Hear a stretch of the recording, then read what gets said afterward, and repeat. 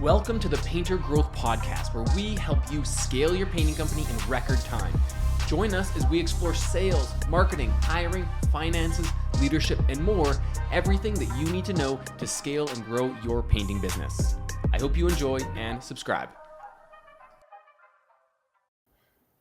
Hello, everybody, and welcome back to another episode of Brush Busters, where we, your coaches, answer different questions that are sent in by real painting business owners, where we can get to have a chat about them and see if we can get some meaningful insight for everyone listening. So I'm Coach Lucas, and I'm joined here with Coach Chris. Chris, how you doing? Hey, Lucas. How we doing? Doing good. Always doing good. I feel like Excellent. we were just on one of these the other day, Chris, so it's nice to be back and be able to have another chat here. Time certainly does fly. Absolutely. Yeah. Sweet. So we got a good list of questions here. I know that you and I were just looking at them before we hopped on. So I'll start us off. I'll read the first question. We'll jump in and have a good chat about it. So question number 1, should I hire my first employee? This is sent in by Lewis. He's out of Denver, Colorado. And he says, hey, coaches, I've been running solo for 3 years now, and it's starting to catch up with me. I'm turning down jobs because I just can't do it all myself. Everyone says hire help, but the idea of payroll, taxes, and training feels overwhelming. What if I can't keep them busy? What if I hire the wrong person? How do you know when it's the right time to bring on your first employee? Well, Chris, I think this is a pretty common question, or a pretty common place for a lot of different painting owners, painting business owners to be at, and a crucial, first step in business. As I read it, I was thinking it's absolutely like you said, common for every painting business, and honestly, it's common for every business. At some point, you get to the place where it's like I can't keep up anymore. So, and all of Lewis's fears are very common. That everyone's like, what if I can't keep it busy? I don't want to hire somebody and have to lay them off. And all this stuff is really, really common. So, I think it's a great letter. So I'm glad that we're talking about it. Yeah, absolutely. So when you're thinking, when is the right time, or like a lot of people, start thinking and overanalyzing, like, oh, what if I can't keep this person busy, or what if I don't hire the right person? And like all these questions are so common. And I think the answer to them is just taking that first step. Like if you're currently painting, what does it look like to remove yourself from there? And who are you looking for to help you with that? I always tell people your first painting hire is you're looking for, a crew lead, or you're looking for someone who can run job sites on their own. That's going to allow you to take a step back from production. So you're hiring somebody that's able to run a job from start to finish, whether you're there or not. So you're looking for that kind of higher level employee for the first hire. A lot of people will default to, like I'll just get like a helper or an apprentice or something like that. But all you're doing now is adding to your workload of now you have to be holding this person's hand on job sites. And that's not buying back your time for you to be able to spend building the business. So if you look at it, like if you're a painter, you charge yourself out at whatever, $70, $80 an hour. What would it cost you to replace yourself in that job? So if you were to hire an employee, what are you going to pay them? A crew lead or a top painter, you might be paying them $25 to $35 an hour. So you've now bought back each $35 you pay, you get a full hour of your time back, and you're still making the difference on what you're charging out at, right? So it's really, if someone's working an 8-hour day, you're paying them $20 an hour. That's what, $200 a day, and you're charging that out at whatever 55 times 8 is, right? So you're making that time back, and then now you're able to spend that time to do more quotes, to go out and find more work, to go out and really like pound the pavement and work on the business now that someone's painting in your business. So that fear of, can I keep this person busy? If you're currently keeping yourself busy with the work that's coming in, you can keep somebody else busy, and you can work on filling that pipeline further. Does that make sense where I'm going with that? Yeah. I mean, yeah, 100%. I think that's, the actual act of doing it. I think that's a great way of outlining it because, because you free yourself up to go out and find more work. And that's how you grow a business. I mean, at some point, you could be the greatest painter and the greatest entrepreneur on the planet, but at some point you're going to hit a cap. You're going to cap out. And if you have interest to go to the next level, I don't know the other option other than having to, bring someone in. So as I read the letter and just was thinking through it, I think you did a great job there in the middle of like when you decide to do it. My first thought was, are you ready? Are you serious about taking your business to the next level? Because if it's like, I like having, I mean, it sounds, Luis's letter makes him sound like he is certainly a little frustrated and maybe stagnant or whatever, which is fine. But you gotta imagine, is this more than just a side hustle? Is this more than just like a job that you basically have for yourself? Because if you want to start bringing on more people, now we're starting to create a business and a business that can run without you eventually. And if you have that desire, then, the way you laid it out, like logically, it's the only thing that makes any sense, right? Like, why would you be doing something for $70 or $80 an hour when you can pay somebody else $20 an hour to do it just as well, to free yourself up and make more money at the same time? The question is, are you ready to go to that next level? And all those fears that are there, in the letter, again, really, really common. But I guess the question is like, what, if you don't take the step, where are you going to be in a year or 2 or 5 or 10 years from now? You're going to be exactly the same place. So if you're ready to take the step, then, I think that what you said there is exactly right. And that's exactly how you go about it. Then there's the other side of it. What if I hire the wrong person? I always like to think about, or what if I can't keep them busy, or what if I hire the wrong person? I always like to, I like to ask my clients, what's the worst thing that could happen? Like the absolute worst thing that could happen. And the absolute worst thing that can happen is, yes, you don't keep them busy and you have to let them go, which we don't want. Nobody wants that. No, and that's not the ideal situation. However, that's the worst it could possibly be. And yeah, you'd move on and maybe you'd either hire another person, or maybe say, I'm not ready to bring somebody on or whatever, but life would go on for you. Life would go on for them. Everything would be just A-okay. And so the biggest risk that you have is that, again, you'd have to hire the person and let them go for whatever reason.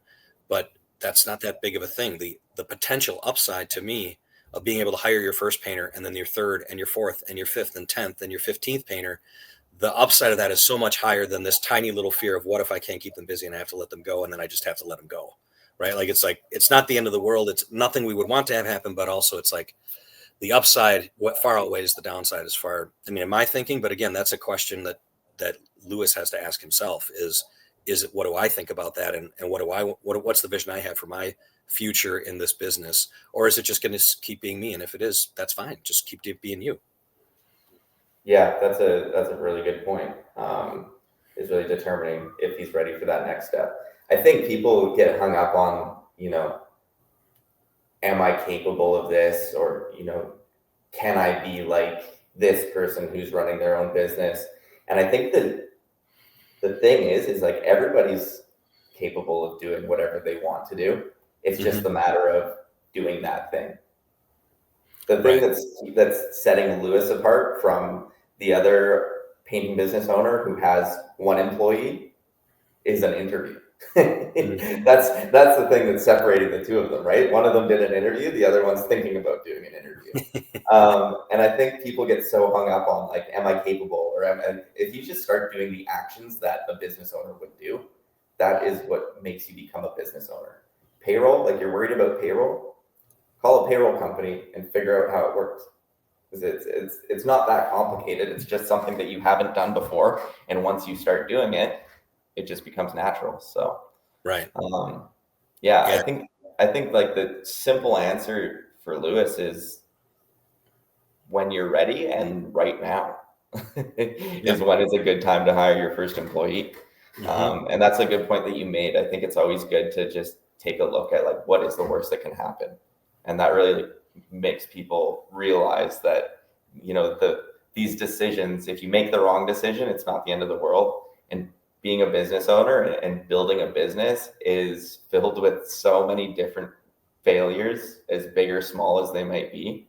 And you're going to fail. You're going to fail the first time. You're going to fail, a few years down the road. And each time you fail, you just take from that, what did I learn? And what am I going to do next time so that I can ensure that I'm successful? So. I absolutely, I love that. It's, sometimes even the wrong decision is better than no decision at all. And that's kind of where I feel like he is right now, is this like, I don't know what to do. Like I'm in this like analysis paralysis. And so he's not doing anything. And it's like, even if you could just, again, even if you make the wrong decision, at least you're moving forward, you're making progress and you're learning from it. And maybe you decide, hey, that's not the right path for me. That's fine. Or you say, I know I can, this is the right path. I just know I need to do it better next time. And I learned from this one and I'm going to move to the next step.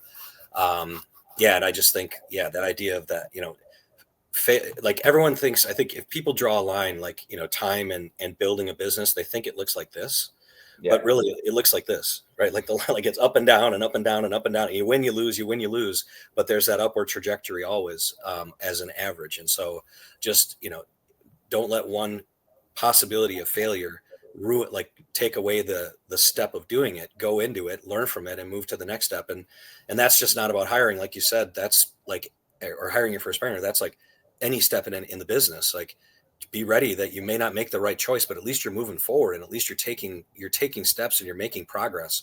I think that's a huge thing. It's not going to be perfect, and that's okay. That's how it's supposed to be. Yeah. Sweet. Well, I think Lewis got some good answers there, and hopefully, he watches this and goes out and throws a few job ads out there and starts looking. Absolutely. Yeah. I would think, if you decide, Lewis, to do that, there's a lot of different resources out there to understand how to place ads and how to conduct interviews and how to onboard people, and, just like get the basic information and just go out and like Lucas said, just go do it, like get going. So, all right, enough. We've got Lewis ready to go now, I think, to go hire that first painter. So you ready to move on to the next letter? Yeah. All right, great. So this one comes from Danielle. She is in Orlando, Florida. Hey, Busters. I feel like I'm spending half my life running around giving quotes. I'll do 6 to 7 estimates a week and maybe 1 or 2 turn into actual work. It's exhausting, and I'm not sure if what I'm doing is wrong. Am I quoting too high? Do I need to change how I present myself? Or is this just part of the business? I'd love to figure out how to win more jobs. I'm already putting time into quoting. And again, that's from Danielle in Orlando. So there's a lot here, a lot of different ways to look at this issue. And my first question is it's 6 to 7 estimates, and it's 1 or 2 jobs. So two jobs out of 6 is different to me than 1 job out of 7, so like getting a little bit more understanding of where that conversion rate would be, would be a good first step to understand, because it could be 2 separate issues. So one thing I'd recommend to you, Danielle, is, first of all, if you're guessing if it's 6 or 7 estimates a week and guessing whether or not it's 1 or 2 jobs, I would start tracking that every single week, and get a spreadsheet, start saying, these are the number of leads I got. These are the number of estimates I did. These are the number of jobs I got. This is the revenue, the total dollar amount of those jobs, which then tells me my average dollar sale, which then I can use for other calculations, and track that so we know about it. Because what I find is, generally when people think of it in their head, it's usually not as good as they even think it is. It's actually worse than they think it is. So start tracking it and understanding it, so we know exactly what is the problem leads, is the problem estimates, is the problem job size, or is there no problem at all and you just have to go on and do more of what you're already doing. So that was my first take on it. I mean, again, there's a lot of ways to look at this, Lucas. What did you see here the first time that you read through this? Yeah, I was right there with you. Like, if you're booking 2 out of 6 quotes, that's pretty good. Like, if you're booking 3 out of 6 quotes, that's really good. Mm-hmm. And the answer to that would be go get more quotes. Like, great, you're doing 6 quotes a week. That's awesome. If that's not enough for you, you need to go get more leads and get more quotes. If you, like you said, if you're booking 1 out of 7 quotes, then you need to start looking, is my pricing too high? How do I present myself? How are my sales skills? How is the full process from, when somebody comes into a lead in the business, and the process to get in the door and doing a quote for them? How professional is that? What's the perceived value that you bring as a business owner to these people that are looking for painting work to get done? So we can look at that process. Like, if your sales process is sloppy, you're not going to be booking as many jobs as you should be. So if a client, calls in, or you get a client's number, what does it look like setting up that quote? Are you just like, hey, Mrs. Jones, yeah, I'll be there Friday at noon. Okay, see you then. If that's your setup process, you're leaving a lot on the table, and there's a lot of changes that can be made. You can be doing a setup call, like we use the lights out setup call in our system here, where you're spending 10 minutes on the phone with a client, and you're really getting the sales process started. You're determining their needs. You're figuring out more details about the project so that you can go into the quote warm. You're ensuring that both decision makers are going to be on site. So if it's a husband and a wife, you best believe that husband isn't saying yes to buying anything with the wife not around, because he's going to get freaking shellacked if she comes home and he's made some decision on paint or whatever without her input, right? You need both partners there. You need both decision makers there if you're wanting to book this work. And this is going to allow you to go in with a little bit of rapport already built. So when you're walking into somebody's home and you feel like you already know them a little bit better, it's going to get you so much further than like walking into someone's home for the first time and not having any sort of relationship that's already built. It allows you to, trial close over the phone. Like, okay, Mrs. Jones, like, we talked about the project. We talked about, how excited you are to, rejuvenate your home. It's been 20 years since you painted. You already have some colors in mind. When I come in, I'll do a walkthrough. We'll get a set price. I'll do the quote right there. And, at that time, it's just a 20% deposit, and we can get you booked in to this month, or we can take a look at my schedule and figure out where that's gonna work. How's that sound for you? Will you be comfortable moving forward with me if you trust that I'm going to do a good job and the price is, in the ballpark of what you're expecting? And you're trialing this close so that when you actually are on site doing your quotes, you're converting more jobs. So that alone is going to get you from, 1 out of 7 estimates to 2 to 3 out of 7 estimates. And then there's more things that you could be doing. Like you could be, are you sending reminder texts? How quickly are you responding to leads? Do you need to change how you present yourself? Yeah. What are you wearing? Like, are you wearing a nice collared shirt with a brand on it? Are you wearing, your average street clothes? Are you wearing, your painter get up? Like, what is it that you're wearing? The value that clients perceive is directly related to how you look. And that's just human nature. If something looks nice, you're going to, want to be near it, or you're going to want to buy it, or you're going to want to, indulge in that nice looking thing. You look at, Michelin star chefs, their plates are beautiful. Who really cares what the food tastes like, So yeah, there's so much to look through with Danielle. And then back to what you were saying with like getting your numbers down, knowing, are you at, a 33% sales ratio with 2 out of 6 quotes? Or are you at, what is it, like a 12% sales ratio with 7 out or 1 out of 7? And using those numbers, like we recommend that people are around, like if you're between, 35 and 40% as a sales ratio, that means that, either your sales process is really good and your numbers are high, or you're doing things properly and your numbers are in the right ballpark. If you're booking more than that, it's usually an indicator of you're charging too little. So you should charge a little bit more. So there's different tweaks that you can make. Like if it's obvious that your presentation and your process is not that great and there's room to improve there, it might not be that you're pricing too high. You're just not following a proper sales process. So lots to unpack there, lots of information. Yeah. Everything that you said, 100%. And a way that I like to position it also is like, how are you different from it? Let's say they're getting 3 quotes. How do you look different? How do you appear different from the other 2 painting companies that come out and give them a quote? Because if everything, if everyone's doing the same thing, there's only one common denominator that I have to work from, because I've never worked with if I'm the customer, I've never worked with any of you before. So the common denominator is price. They're all like, if you all look the same, you're all telling me exactly the same stuff, then I guess I'm just going to go with the lowest price, because there's no reason not to go with the lowest price. And so, like you said, as far as like, I don't know this is anecdotal, but I would guess 75% probably of all contractors, not just painting, but all contractors, do what you said, where it's like they call up and say, "Hey, Mrs. Smith, I'll be there at noon on Friday." They show up, they write up a quote in their car and put it in the mailbox, or sometimes go home and mail it or email it to them or whatever. Maybe call and follow up later on if they don't hear from them. But there's very little interaction. There's very little relationship that's built, which is awesome because it doesn't take too much to be different, right? Like all those, and then all those things that you just said, Lucas, as far as the setup call and how you're presenting yourself and positioning yourself for the actual sale. To me, the sale happens in the setup call, as far as I'm concerned, right? Like that is more important almost than the estimate itself. If you do it the right way, and nobody or very few contractors are actually investing that time and energy because they're like, no, I'm just running through my day. I got to run over and do an estimate, and they're just doing it. And it's kind of a pain in the butt. They'll write it up. They'll leave it in the mailbox. They're on to the next thing because they don't have a sales process. So creating that sales process and thinking about what makes you different and unique and just positioning yourself differently.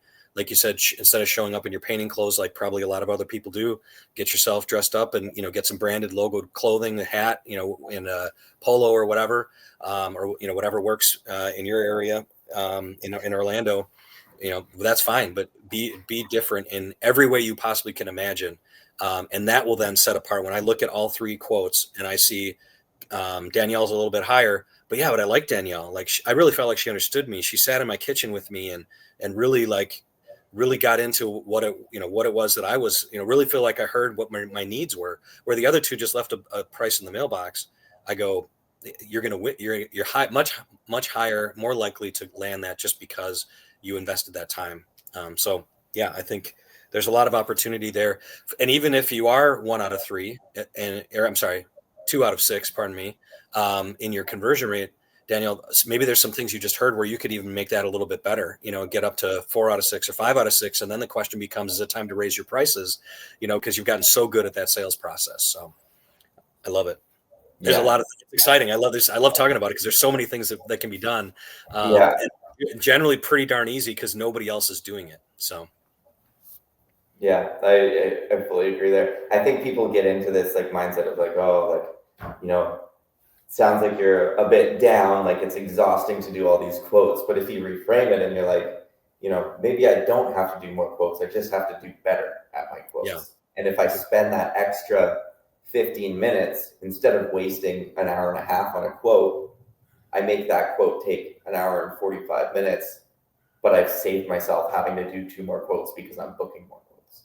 Right. And like that little extra effort and time will make all the other quotes feel less exhausting because now you're converting at a better rate.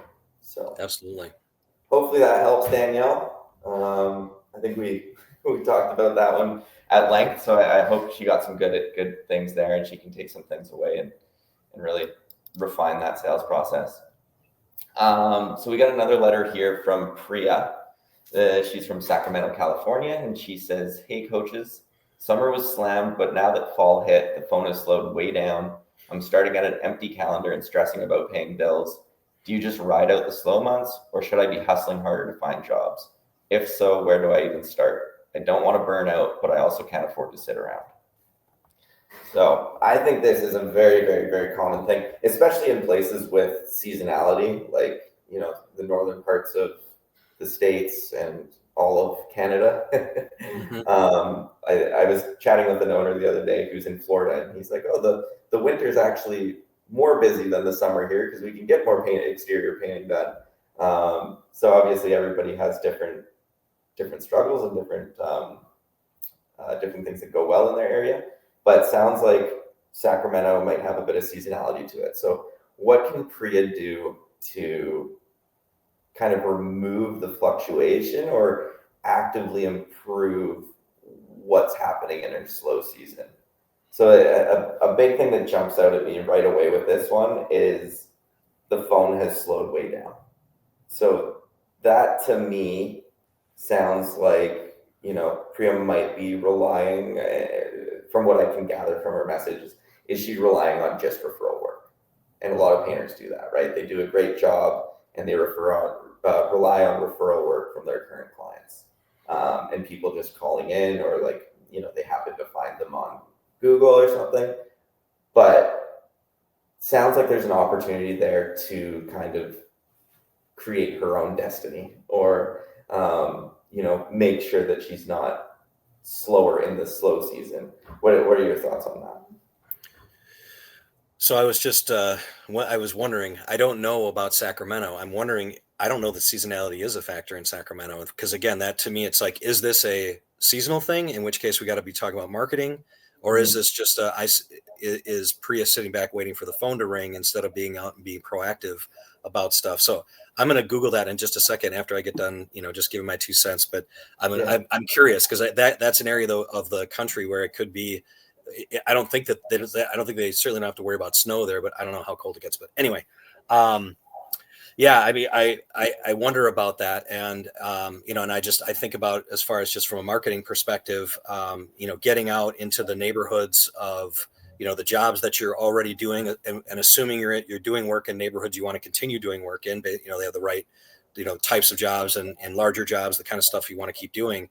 I'd be curious to find out what Priya's job site marketing program looks like. The idea being that that we're encouraging with our clients is, with every job that you get, you're getting at least 3 estimates, which will of other houses in the same neighborhood that then will lead to another job. So it's like every job just leads you to another job, and that's a combination of using your lawn signs effectively, not only in the yard of the house you're working with, but also in the neighborhood, in the entrances to the neighborhood, getting out and putting door hangers on the doors of the houses around in the streets around the area, knocking on doors and saying, hey, we're down the street painting the Smith's house. We're just introducing ourselves in the neighborhood. Do you have any painting leads, whatever that may be? And being just really more proactive about, every job. The goal of every job leads to another job. And then you're never sitting around waiting for the phone to ring. So when it does ring and you get a great referral, it's like, excellent. That's just gravy on top of what we've already done. But yeah, I'd be curious to find out what she is doing to make sure that she is, running that, just creating this marketing machine that's just, kicking out leads continually. And so she's always got plenty of work to do. I'm going to go back and look at see what the temperature is in Sacramento. Sounds good. Yeah, I think like a lot of painting business owners really just rely on organic growth, referrals, word of mouth, that sort of thing, and very few are actually focused and dedicated to marketing. A rule of thumb is, I think you should be spending anywhere from 5 on the low end to 10% of what your goal revenue is for the following month on marketing. So if you want to be doing $30,000 next month, which is a conservative number for a painting business with any number of employees, are you spending $3,000 this month on your marketing?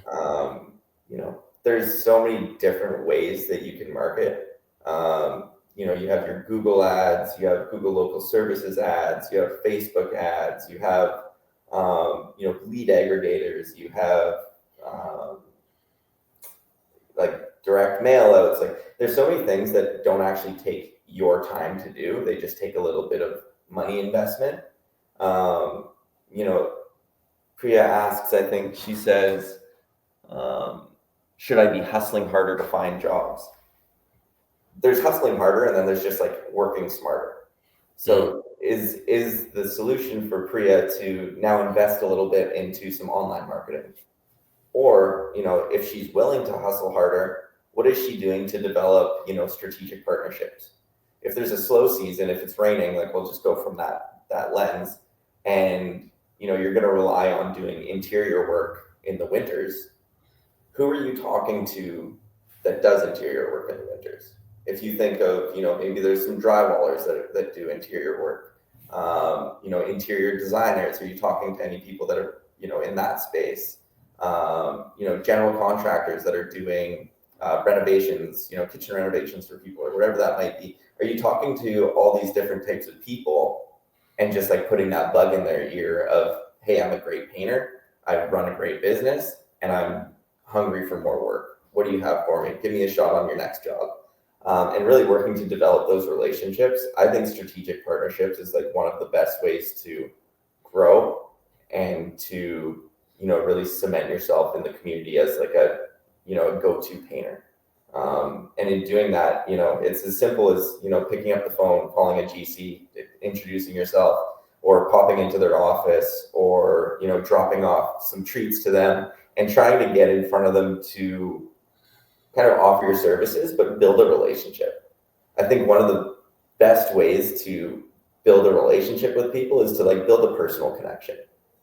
I don't know how many calls you get or I've gotten of people that, do a poor job of this. They call you and they offer your business services. But how many people have actually stopped into your office and been like, "Hey Lucas, how's it going? This is who I am. Love to get to know you a little bit more. Do you have time to maybe grab a coffee with me this week?" Or, maybe you pop into a property management office and you invite a few of them out for lunch so you can do a bit of a lunch and learn. And how much effort are you putting into building the relationship? There's so many meetings that I've done with people. I've taken property managers out for lunch. I haven't talked about business at all. It's been, "Hey, how are you? Tell me about your family. What's your story? How'd you get into what you're doing? How do you like it? What are things that go well? What are things that go poorly? What do you do in your free time?" And, just building a friendship, with these people. And then at the end of the lunch, "Hey, it was great to spend some time with you. Let me know if you need any help with painting."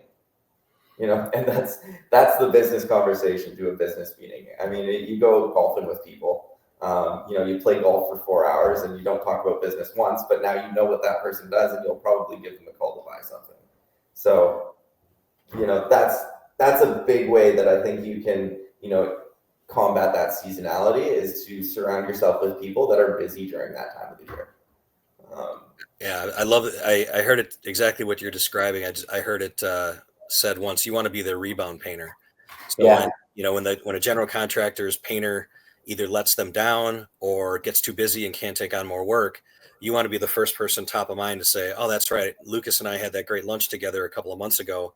I'm going to give him, he's the top of my list to give that call to." And that's, I think that's in my mind, that, everything that you just talked about is exactly how I build my network. And that's how I'm thinking about it. I'm not going to get a lead tomorrow. That's not why I'm here today talking with this person. If I do, that's great. I'll take it, no problem. But I'm really here to build a relationship for down the road, so I can have 5 or 6 or 10 or 20 of these people, these relationships in a year from now, that are all thinking of me as that rebound painter that are going to give me the shot. And then when I get the shot, I'm going to take it. So yeah, I mean, it's a fantastic long-term, establishing yourself as a professional provider of your services for the long term in your area strategy that can that can be leaps and bounds and really make an amazing marketing strategy. I think some people give up on it. The reason why I said that is I think some people give up on it too soon. They take one property manager out and they don't get a lead the next day. And it's like, well, that didn't work, so I'm going to go back to whatever, waiting for the phone to ring or whatever it might be. No, it's an investment of time, energy, and effort. But that's what it is. It's an investment. You put the time in now, and you're going to save yourself time and money later on. By multiples of the time that you invest now. So, yeah, I think that's an excellent way to do it. I found out it's not uncommon to have lows of 30s in Sacramento at night in December, which is their coldest month, and it only gets to be about 40 or 50 during the day. So that is a little bit on the edge of, there's going to be some times where you're not going to be able to get out and paint. I do think it's longer than it is. The season's longer there than it is probably here in Wisconsin. But that's the way that it is. But one thing that I just, again, not exactly knowing where Priya was coming from on this, but if she's talking about getting through the slow season, through the winter and seasonality, or if your business, that is what you're thinking about, one thing I think that is, just an underlying issue, which, I don't know how helpful this is for Priya, but it's like, if you're feeling it right now, you probably should have been thinking about it, a month or two ago. Right. And for those of you who are, thinking right now about, I need some interior work because some of the snow is coming, mid-July that's when you really need to start thinking about switching that marketing over from we do exterior work over to we do interior work, and we're already booking up for the fall and the winter, that early. And I think a lot of people get to this point of the year. It's right now, it's, mid-September. And they get to this point and start going, wow, it's probably time to start thinking about the winter. Actually, next year, put it in your calendar that probably early July, you start thinking about it so that you can start launching your marketing in mid-July, so that you're sitting here now with a different sort of positioning with regards to the leads for next year. Again, for Priya at this moment in time, maybe too little too late, but again, just thinking about how do you get better at this business next time it comes around, be thinking probably about it a little bit earlier than we probably are right now at this moment. So that was the only other thing I was thinking about with that, related to that letter. Yeah, I think that too little, too late, but there's always a way. If there's a will, there's a way, right? If you're stuck, you don't have any work for the week. How do you get work for the week today? And I think you have a couple options. One of them is you go through all your past clients and you get on the phone and you call each and every one of them. Hey, it's Priya, paid into your house last spring. Just checking in. Is there any other projects that you're looking to get done this fall? Is there anyone that's talking about getting a paint project done that you could share my information with, or share their information with me, which is even better, because I find it's easier to call somebody than hope for someone to call you. I always take that approach. Or you go out and you start knocking on doors and you say, hey, I'm Priya. I run, Priya's Painting, and I'm looking for some projects. I can slot you in. I just had a cancellation, so I'm just out right now trying to fill my schedule. And if you have something, great. So it's never too late is what I want to just kind of hammer home there. There's always something that you can be doing that's going to save your ass, and some of it might be hustling a little bit harder than you're used to. But if you're serious about your success and being able to pay your bills and be able to pay your painters, then you sometimes have to pull your socks up and get to work in ways that you might not be used to. That's a great point. Yep, absolutely. Yeah. Good. So, cool. I think at this point in the episode, we can transition to, is there anyone that you're coaching right now that you want to shout out that's been doing a great job, or is there anything that you've seen happen that you want to just kind of point out and call out and share with the listeners? I do. I'm super excited. I'm not excited, but I am excited. I'm not excited it's over, but we just finished up our first production manager accelerator program. And I want to just shout out to all the guys that were a part of that program. We had, I think, 10 different production managers that were the owners of their businesses invested in this training program to help them become better project managers, better leaders in the organization, to free up time for the owner and really get them into running the production for the company. And I was blown away by how just willing to try new things, get out there, and like you're talking about just a minute ago, getting out and hustling and taking on new responsibilities and leadership of this group of again 10 gentlemen from around North America. And I wanted to shout that out, that those guys were awesome. And I'm sad because I'm not going to be seeing them weekly like I was for a period of time there. But I'm just super happy for what they were able to accomplish, and just just what they did through that program it was awesome. So shout out to the Production Manager Accelerator graduates this week. That's mine. How about you, Lucas? Sweet. Awesome. Shout out to those guys. That's super sweet. Mine would be a client named Carlos. He's just super stoked right now because he was able to, we chatted. He did a big quote. He wasn't able to present the quote on the spot, which is, something that we kind of try our best to be able to do.